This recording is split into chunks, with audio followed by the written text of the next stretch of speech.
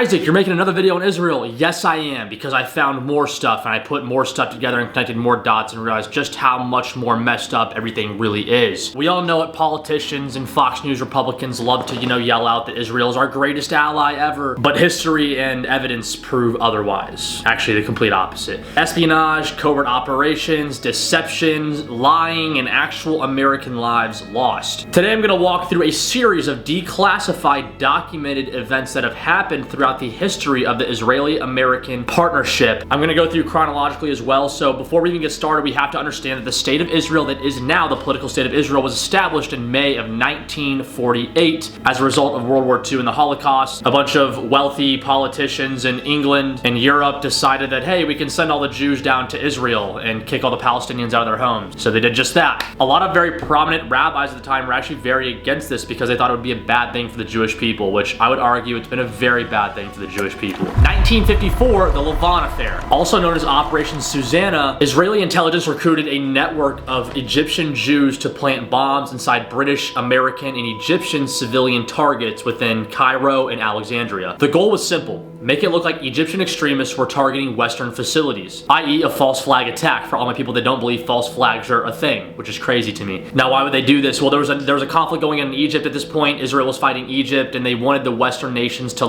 not side with Egypt no matter what. So the idea was that if they were to bomb these Western facilities under the guise of Egyptian extremists, then the West, i.e. America, Britain, would think Egypt was unstable and they'd keep military forces in the Suez Canal and slow Nasser's rise to power, which was a strategic win for Israel, and Nasser was the guy trying to rise to power in Egypt at the time. However, the operation failed. One of the devices detonated prematurely, some of the operators were caught with explosive materials, and the entire operation was a fail. Top Israeli officials actually lied to the U.S. saying that it was Egyptian extremists until later on documents came out and showed that these were actually Egyptian Jews recruited by Israeli intelligence to carry out this false flag attack. Mind you, this is 6 years after Israel was established. 6 years after establishing your country, already in multiple wars, already starting a bunch of trouble in the Middle East, and already carrying out false flag attacks on your Western allies, the ones that even made you a nation in the first place. Now, the only thing that really came from this was the resignation of Pinchas Lavon, who was the defense minister for Israel at the time. That's the only thing that came from this. But hold on, it gets better. During the 60s and 70s, there was a nuclear materials and equipment corporation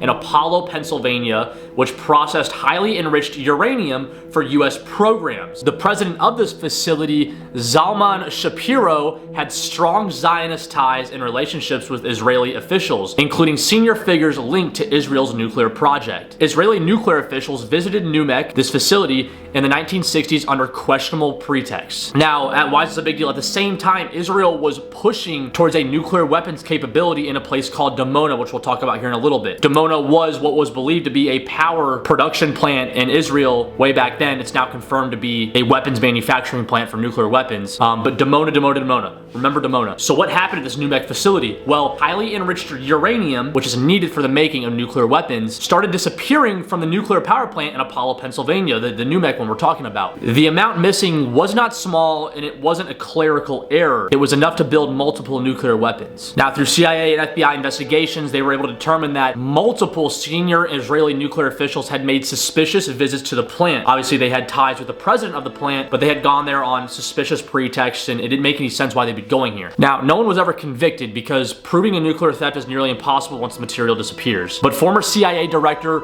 Richard Helms and many others openly said they believed Israel orchestrated it. So for once, you have the CIA actually blaming Israel. That's weird. That usually doesn't happen. So now we'll get into Dimona. So the 1960s up until present day, Israeli nuclear deception at Dimona. Throughout the 1960s, Israel repeatedly declared that Dimona was not a nuclear weapons plant. They said it was a textile plant and a peaceful reactor. Now, at the time, the U.S., especially under Eisenhower and Kennedy, were really trying to limit a nuclear proliferation and was wary of an Israeli bomb. Regularly, the U.S. and other nations would go to inspect these facilities. However, these visits were very tightly choreographed and limited in time. Certain areas were sealed off in disguise, which they did not know at the time, but in later documents it showed that this was actually true. And according to declassified docs, a plutonium reprocessing plant was concealed underground and kept out of sight. And by 1968, the U.S. was like, okay, Israel for sure is developing a nuclear weapons program. There's nothing we can do to stop them. Why? Good question, we'll get into that later. In 1969, President Nixon and Prime Minister Golda Meir reportedly reached a bargain. The US would stop pressuring Israel on inspections and non-proliferation, and Israel would keep its arsenal secret. Another word for that is nuclear ambiguity, and they were not to test openly. This is interesting because Israel is the only nation, from my understanding, you guys can correct me if I'm wrong, but the only nation that has nuclear weapons that does not have to tell us the amount of nuclear weapons they have. Now, obviously, I don't think we know how much China or Russia have, but they're not necessarily our allies. When it comes to allies and people of that nature, Israel is the only country that does not have to disclose the amount of nuclear weapons they have, which is just insane. Like, why do we give them so many passes? Why? I think I know why. Anyways, this is the big one, the USS Liberty attack in 1967. During the Six-Day War, which was taking place on the Sinai Peninsula, the US needed to understand what was going on, so they sent out a US Navy intelligence ship. It was clearly labeled a US ship. It had US American flags and only a couple machine guns for self-defense, but nothing crazy. Without warning, Israeli Mirage jets and Mystere fighters attacked the ship with rockets, cannon fire, and napalm. Torpedo boats followed, launching a torpedo that tore a 40-foot hole in the hull. The attack killed 34 American sailors and wounded 174. Israel then claimed it was an accident, but multiple senior US officials from the NSA to Navy admirals said the attack lasted too long at too close of a distance with too many identifiable markings for it to be a mistake. Many of the survivors of the USS Liberty reported that Israeli boats were also firing on the lifeboats they were escaping the USS Liberty on. Now, Israel later apologized for this and compensated the victims of the attack, but never held a formal memorial or anything like that for the ship. And to go along with that, Washington at the time completely covered this up. The message was clear. Israel could commit acts of war on US soldiers and not face any consequences. And then in 1984, Israeli security forces entered the US consulate in Jerusalem. They did this without permission during a security confrontation. Now, this wasn't at the scale of the other incidents which we're talking about and we'll talk about. However, this was a direct violation of US diplomatic sovereignty. And it reinforces a pattern that we continuously see to this day currently. Israeli intelligence and security services can act out in unilateral ways that undermine US authority, even on US soil and inside US facilities. And then starting in the 1980s through the 2000s, Israel started transferring US funded military technology to China. These weapon systems include Patriot missile components, Lavi jet fighter technology, I'm probably misspelling some of this stuff, guys, I apologize, AWACS style airborne early warning systems, and Harpy anti-radar drones. All of this occurred while US law restricted military exports to China. Now, the Pentagon continuously warned Israel that these sales endangered American troops in the Pacific. However, like Israel does, they didn't care and continued to do it with no consequence. And to be more specific, in the 1990s, Israel sold over 100 Harpy loitering munitions, which were the anti-radar drones, to China. And then in 2000, the US actually froze its defense cooperation with Israel until the AWACS deal to China was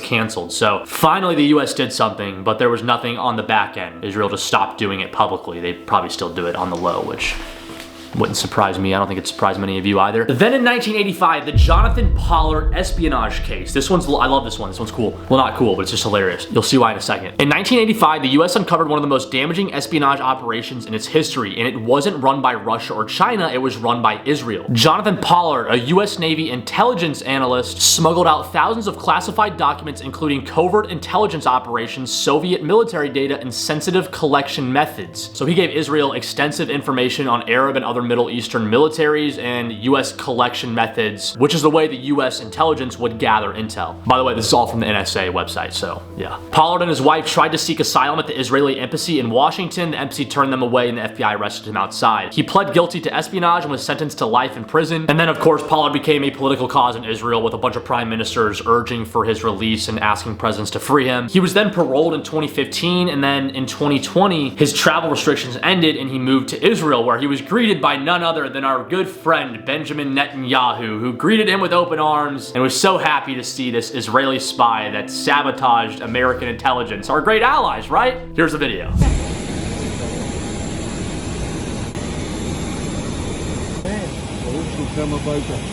You're home, back home.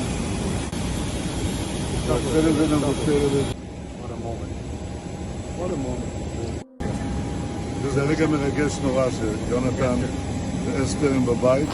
Boom! And then in 2005, the AIPAC Espionage / Lawrence Franklin case. Oh, we love AIPAC. We love some AIPAC. So a little background on AIPAC. AIPAC operates as one of the most influential lobbying groups in the United States, yet is not required to register as a foreign agent under FARA. The only foreign lobby that does not have to register under FARA. AIPAC's sole mission is to influence U.S. policy on behalf of Israel. If Russia, China, Saudi Arabia, or any other country wanted to do this, it would be immediately labeled foreign lobbying, but our politicians refuse to say that because they're getting millions of dollars from them. But what happened, Isaac? Well, in 2005, FBI wiretaps revealed that Pentagon analyst Lawrence Franklin had passed classified U.S. intelligence on Iran to two senior AIPAC officials, Steve Rosen and Keith Weissman, and to an Israeli diplomat. Franklin was then arrested and later pled guilty to passing classified information and received a sentence that was later reduced to house arrest after cooperating with authorities. Rosen and Weissman were indicted, but their charges were later dropped because there was difficulty providing evidence that they were trying to harm the United States, which is funny, but it's just how our FBI and CIA work, so it makes sense. This clearly exposes how closely AIPAC interacts with US officials and Israeli diplomats on foreign policy, even though that is supposed to be labeled under FARA. And it's just wild to me. If you need any more evidence to prove why AIPAC should be a foreign lobbying group, I mean, just show them that. They were literally giving away secrets to Israeli diplomats in 2005 and got caught. And of course they got let off, so whatever. Sorry, if you guys were not familiar with what AIPAC stands for, it's American Israeli Public Affairs Committee. That's what it stands for. Should have mentioned that earlier, that's my bad. So obviously they were passing information on Iran, and if you've been paying attention to the news or you're just like a logical person, you saw that this past summer we bombed Iran because Netanyahu and Israel was saying that Iran was weeks away from a nuclear bomb. Well, let me just list off the amount of times that Benjamin Netanyahu himself has claimed that Iran is months away or even weeks away from developing a nuclear bomb. The same claim he made this year prior to Trump bombing Iran, he made the exact same claim in 1996, 2002, 2006, 2012, 2015, and then obviously a lot recently. So in 1996, which was 29 years ago, Netanyahu was saying that Iran was weeks away from developing a nuclear bomb. However, in 2025, he's saying the exact same thing. And it's funny because the only country in the Middle East that actually has nuclear weapons is Israel. And unlike every other nuclear power in the world, it doesn't have to disclose its arsenal. Also, a big reason why we went to Iraq and fought that war in 2003 was because we were told that Iraq had weapons of mass destruction. Well, guess what? We found no weapons of mass destruction. We found weapons that the U.S. sold to Iraq years prior, but we found no weapons of mass destruction. Also, our greatest ally, guess how many troops Israel sent to help us in the 20 years we were in Afghanistan and Iraq? Well, the answer is zero. They sent 0 troops to help us. And I just want to hit on it again. Israel is the only nation allowed nuclear ambiguity. They're the only ones that have never signed the Nuclear Non-Proliferation Treaty, never submitted to international inspections, and refused to reveal the size of its nuclear arsenal. The double standard here is unbelievable. And like we talked about, they were not supposed to be openly testing these weapons. Well, in 1979, the Vela Incident, a US satellite called Vela detected a mysterious double flash over the South Atlantic, which was like the signature of a nuclear detonation. It happened on a cloudy night in the southern Atlantic, but when they set it off, there was an opening in the clouds that allowed the satellite to actually see the double flash. Most nuclear experts believe it was a joint Israel-South African nuclear test. The Carter administration quietly shut down discussions to avoid revealing that an ally had tested a nuclear weapon in violation of the international law. Once again, no consequences, no pushback. I'll let them do whatever they want. Let's talk about another big problem in Israel. The October 7th delayed response. I'm not denying what happened on October 7th. It was horrible. Thousands of Israeli Jews were slaughtered by Hamas. Hamas is a terrorist group. Yes, I understand. Palestine is not a terrorist group. Hamas is. And what they did that day was horrible. It was horrifying. If you're unfamiliar with what happened, on October 7th, 2023, Hamas militants breached the border and attacked southern Israel, killing somewhere around 2,000 Israelis. I'm not exactly sure the exact number. I don't have it on my script. But some stuff just doesn't really add up. Israel's border is one of the most heavily monitored on Earth, with surveillance drones, AI detection systems, facial recognition, thermal sensors, armed guards everywhere, and Israel's not a very big country. Charlie Kirk said it himself in an interview. I'll play it right here. When I first heard this story, I still have the same gut instinct that I did initially. I find this very hard to believe. I've been to that Gaza border. You cannot go 10 feet without running into a 19-year-old with an AR-15 or an automatic machine gun. That's an IDF. So, right, the whole country is surveilled. And so let me just kind of go through this. We don't talk about Israeli politics very often, and most Americans don't know this. The last 9 months, Israel was on the brink of civil war. It's not an exaggeration. This judicial stuff, there were hundreds of thousands of Israelis taking to the streets because Bibi Netanyahu was basically redefining the Israeli constitution. That's not an exaggeration, right? There were protests planned this week against Netanyahu, where they anticipated tens of thousands of people to take to the streets. That's all gone, Patrick. Netanyahu now has an emergency government and a mandate to lead. Was there a stand down order? 6 hours? I don't believe it. Israel's the size of New Jersey. When I took a helicopter ride from Jerusalem to the Gaza border, it's 45 minutes. Did somebody in the government say stand down? That is a legitimate, non-conspiracy question. So that one is still considered a conspiracy. I hate even using the word conspiracy at this point. It's very obvious what happened. Israel allowed the attack to happen as a means of going into Palestine and conducting a genocide, destroying the entire country. That's exactly what happened. And if you think that why would they ever do that, well, just look at the history I just showed you. Look at how many times they've been all in on false flag attacks. It's actually hilarious how many times. But we're going to talk about one more major thing. It's called the Samson Option. I don't think many people are tracking on this. The Samson Option is not a conspiracy. It's official Israeli military doctrine. And it states that if Israel is to face existential destruction, that they will unleash their entire nuclear arsenal to destroy everything in the region. Essentially, if I'm gonna die, I'm gonna kill everyone with me. The reason it's called the Samson Option is it refers to the biblical Samson who destroyed his enemies by bringing the temple down on himself. I think it's very important that we understand what the Samson Option is, because we can talk a lot about blackmail and why do we support Israel in the way we do it. They run our government. These are all very logical and very real. There are aspects of this happening, but I think the major thing going on with Israel is the idea of the Samson Option. If I was, and I'm not saying it for Trump when I say this, but let's look back at what happened this past summer in Iran. Trump out of nowhere bombs Iran's nuclear facilities or nuclear enrichment facilities after saying no new wars, goes and bombs these places because Israel told him to. Now, my conspiracy that I developed recently, my idea on why Trump did this is likely because Netanyahu and Israel threatening that if he did not do this, Israel would nuke Iran. Now, just trying to be relatable here. If I was the president of the United States and I had no fucking clue what I was getting myself into, which you can argue is exactly what's happening with Trump, and Netanyahu comes up to me and he's like, hey, by the way, we have guns pointed at your head. Your entire government is compromised. We have blackmail on everybody. If you do not go bomb Iran for us, we are going to nuke Iran. I would be like, holy crap, what do I do now? You know, because like they have infiltrated our government and society so much to such a high extent. It's really a one world government if you look at it. I believe truly that's why Trump did what he did to Iran over the summer, I think in July.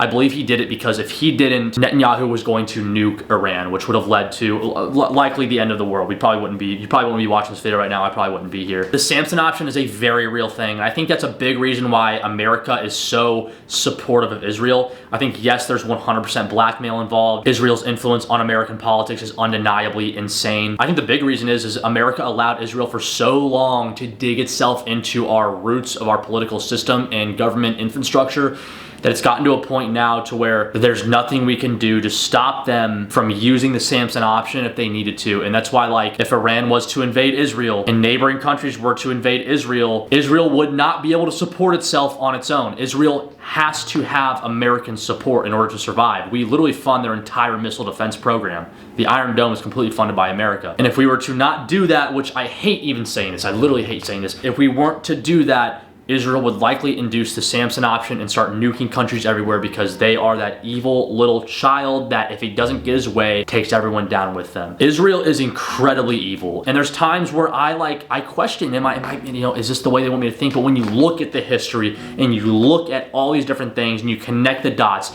and you look at things like the Samson Option and you look at the way they speak to Americans on national television or the way they introduce Trump in the Knesset with 0 American flags in there, it's so clear these people do not care about us. Netanyahu has repeatedly referred to the United States as Rome and then literally just jokingly talked about himself reading a book about the Jews against Rome and how he must beat Rome in the next war. It's just so deep. It's so incredibly deep. It sucks. Like, they own us and it's aggravating and we have to do something about it. And I know there, and I'm gonna stop talking because it's really angry. And don't get caught up in the anger, guys. I'm gonna pull up a great verse here real quick too. Psalm 118:6 out of the King James Version. The Lord is on my side, I will not fear. What can man do unto me? And I understand. We're living on this world and you may not be a devout Christian, you may not be a devout believer in God. There's only so much another man can do to us. And hey, if we get nuked, hate to say it, but there's nothing that I can do to stop a nuke. There's nothing that you can do to stop a nuke right now. When it happens, that is. That's why we have to act now. We cannot keep sitting around and just collecting information. And I thought about this the other day. The Great Awakening that's happening. There's a lot of steps to waking up. One, you open your eyes. But then you have to take the covers off of you and you have to get up out of your bed and start the day. This Great Awakening is great. Everyone's eyes are opened. We're realizing what's happening. But we're not taking the covers off yet, and we're not getting up out of our bed to go fix the problems that are. We have to do that. I love you guys. Take it easy. Deus Vult.